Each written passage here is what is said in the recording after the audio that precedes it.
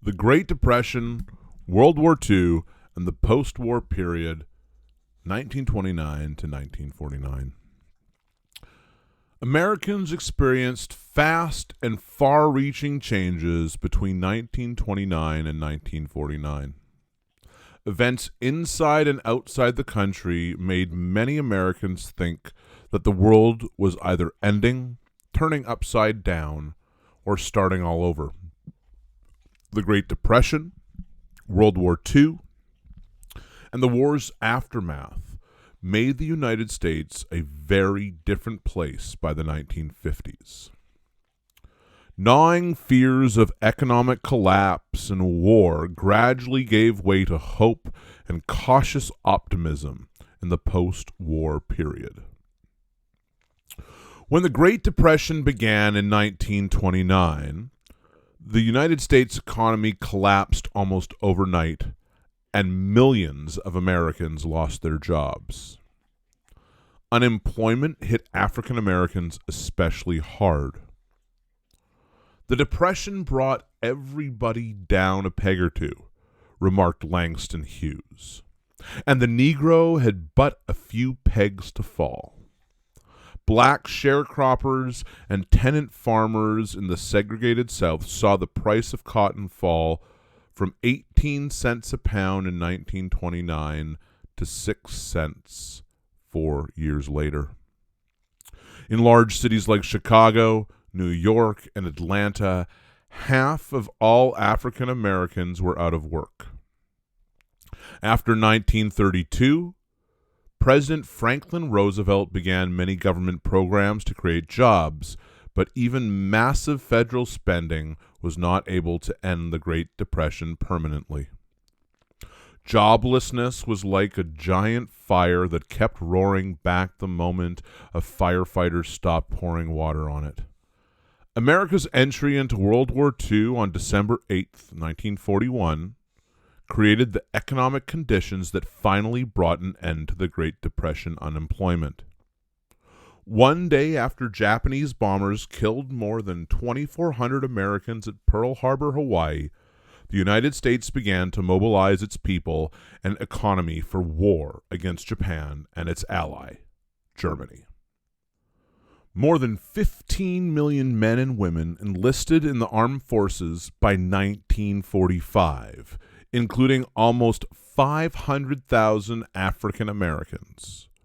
The United States economy shifted into high gear as American factories began producing airplanes, tanks, ships, guns, and other instruments of war. Wartime production achieved what Roosevelt's New Deal program had not: massive job creation. Mobilization and production for World War II led to significant migration flows in the 1940s, drawing millions of Americans to jobs in war factories in northern and western cities. Because so many men had gone overseas to fight, women entered the workforce in record numbers. About 750,000 black Southerners were among those who moved to California, Michigan, and Ohio, hoping to get jobs in defense industries.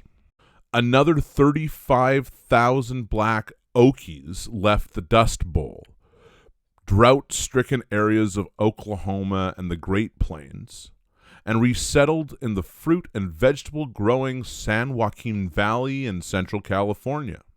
African Americans did not get a fair share of these new jobs, however. To ensure that war factories with government contracts hired black workers, A. Philip Randolph, longtime leader of the Brotherhood of Sleeping Car Porters, threatened to march on Washington, D.C. unless President Roosevelt eliminated hiring discrimination. Roosevelt feared a massive protest would embarrass the country at a time when he was building public support for his claim that Nazi Germany was persecuting Jewish people. In exchange for Randolph calling off the march, in June 1941, Roosevelt issued Executive Order 8802, which ended discrimination in hiring for defense industries and government. American soldiers returning home in 1945 from World War II found that racial barriers were beginning to break down in many parts of the United States. Black GIs played an active role in promoting racial equality by refusing to accept second-class treatment, especially after being welcomed as heroes in France and Germany. Other African Americans had supported a wartime Double V campaign, calling for victory abroad over Hitler and victory at home over discrimination. Civil rights groups like the NAACP, with nearly 500,000 members by 1945, continued to press for racial equality in the nation's courts and legislatures. African Americans in the post-World War II period began the process of improving their lives, with many choosing to resettle in new communities. The GI Bill benefited millions of returning veterans by providing low-interest home loans, job training and placement, medical care, and money for college.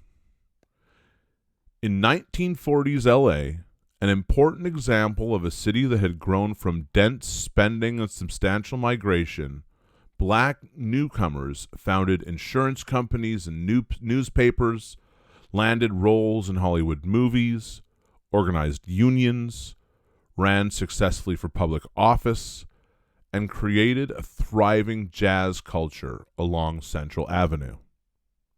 African Americans there faced discrimination in housing and employment and riot-related violence, but they had greater opportunities to create meaningful lives because integration in West Coast cities brought people of different races together on more equal terms.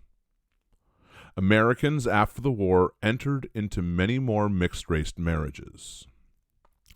In the 1940s, Los Angeles had its club Miscegenation, where multiracial couples and their children could affirm their dual heritages.